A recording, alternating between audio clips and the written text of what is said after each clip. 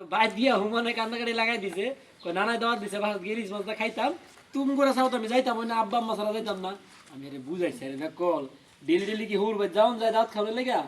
ওরে আপনার মাইয়াই আমারে বুঝাইছে যে আমগো রাজুরে দাওয়াত দিছে মানে কি হ্যাঁ একলা যাবো আমগো সবারই মিলে দাওয়াত দিছে পরে আয় হল দাও আমার হাতে কষ্টটা দাও। এই যে আম্মা এটা কি সুন্দর কচু রাঁধছে নেন নেন নেন নেন নেন বলেন আম্মা কতবার কইলাম সরিষা ইলিশ রাঁধছিলেন বেশি একটা স্বাদ লাগে না কইলাম আপনার সরিষা ইলিশের হাতটা করলাম ভালো না এইবার বেগুন আর আলু দেওয়া ঝুল রাঁধবেন আর যে কচু রাঁধছি এই কচুটা দিয়া ইলিশ মাছের মাথাটা রাঁধবেন কি যে মজা লাগবো আম্মা আপনি খালি রাঁধবেন এই আজ আপনাকে বিশ্রাম করি যাও বিশ্রাম কর। আরেকবার যাই তো আরেকবার আরেকটা দিই তো